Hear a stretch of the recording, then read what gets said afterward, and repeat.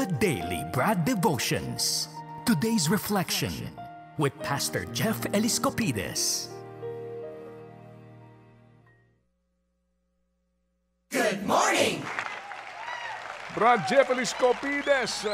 Ay nako, salamat at nandito ka lagi. Brad Jeff, kung wala ka, paano na?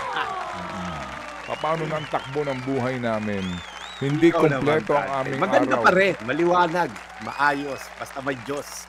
Oo naman. Pero importante rin na makapakinig tayo ng napapanahon actually na aral dahil nga sa ang kagandahan po dito, very timely ba sa ating mga naranasan, sa ating pong mga araw-araw po na napapakinggan sa ating kapaligiran. Brad Jeff, it's all yours. Yan, bago tayo magtapos sa ating programa, naramdaman nyo na po ba na parang pagod ka na pagiging mabait, mabuting tao? Ikaw yung nagpapakita ng kabaitan, parang walang bumabalik sa'yo. Ikaw yung honest sa trabaho ni Kopon Ban, hindi ka nag-uuwi. Pero yung mga mandaraya, mga kaopisina mo, sila pa yung ma-asenso, napopromote. Ikaw maaari isang politiko na ginagawa yung tama, pero ikaw pa yung, alam mo yun, ikaw pa yung nababash. At yung mga corrupt, sila pa yung napopromote. Ikaw yung nagmamahal, pero minsan ikaw pa rin yung nasasaktan. Let's be honest, yung pagiging mabait, mabuti, nakakapagod po. No? At some point, parang may bumubulong sa'yo o binubulong mo sa Diyos. Lord, may saysay pa ba lahat to? Worth pa bang maging matino, mabait? Yung lagi sinasabi ni Brad Ted na talagang maayos. Okay? At that's exactly what Paul is saying sa Galatians 6:9. Nire-remind niya yung mga tao na huwag kayong bibigay. Sabi niya sa Galatia 6:9, huwag tayong magsasawa sa paggawa ng mabuti dahil sa tamang panahon, matatanggap natin ang ating gantimpala kung hindi tayo susuko. Number 1, doing good is sowing, not wasting. Sabi po ni Apostol Pablo, pag gumawa ka ng kabutihan, kala mo wasted kasi parang hindi naman bumalik, hindi ako na-promote. But it's actually planted. It's not wasted, it's planted. Every act of kindness, every faithful prayer mo, every honest work mo, every time pinractice mo integrity mo, God is keeping a record para magsasakayan. Hindi mo nakikita sa una yung binhi. Pero alam mo, bawat butil, bawat pagod, may potential yan sa ilalim ng lupa na nagtitake root yan eventually, aani ka. Pangalawa, delay is not God's denials. Ibig sabihin, sabi ni Paul, in due time, sa tamang panahon, aani ka. So, kung may delay man sa'yo, okay? Kung meron kang promotion na hinihintay na hindi matuloy-tuloy, hindi ibig sabihin dininay na ni God yan. Kung patuloy ka nananalangin na sana Lord, yung mga corrupt na to, makulong na, hindi yan dinidenay ni Lord.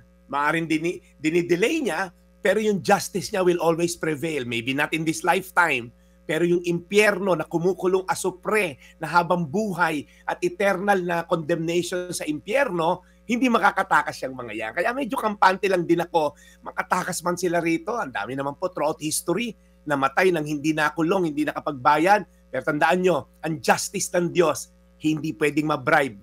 Walang corrupt na hustisya sa Diyos. At ang huli po, perseverance always pays off. Sabi ni Paul, kung hindi tayo bibigay, if we do not give up. Marami pong mga mananampalataya, hindi naman nagkulang sa kabutihan, nagkulang lang sa pagtitiis. Okay? And the enemy can defeat you unless you decide to quit. So, si Jesus po mismo, hindi sumuko sa Garden of Gethsemane. Your will be done. Sabi niya, ang desisyon niya. Don't stop praying for your family. Don't stop forgiving. Don't stop serving. Don't stop doing good because in the proper time, we will reap the harvest. Amen. If we do not give up. Tayo manalangin, Lord, salamat sa Galatia sa 6:9 na ang kabutihan mo, Lord God, ang namamayani. Na huwag kami, Lord, magsasawa sa paggawa ng mabuti dahil sa tamang panahon, matatanggap namin ang gantimpala kung hindi kami susuko. Kaya Lord, wag namin sukuan. Araw-araw namin kalampagin. Dito Lord, sa programa namin, kakalampagin namin. Sa Think About It bukas, kakalampagin na naman namin, Lord. Ang gobyerno, ang mga mali, Lord God, ng mga pamalakad. Pero Lord, nananalig din kami, Lord, sa hustisya mo at timing mo. Because your delay is not your denial. In Jesus' name, Amen. Salamat muli sa Panginoon sa napakagandang aral na aming napakinggan.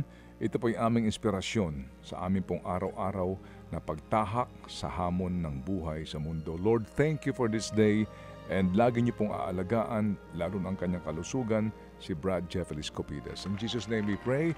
Amen. Salamat Brad sa inspirasyon na iyan. Thank you, thank you, thank you so much. From the heart, salamat na marami.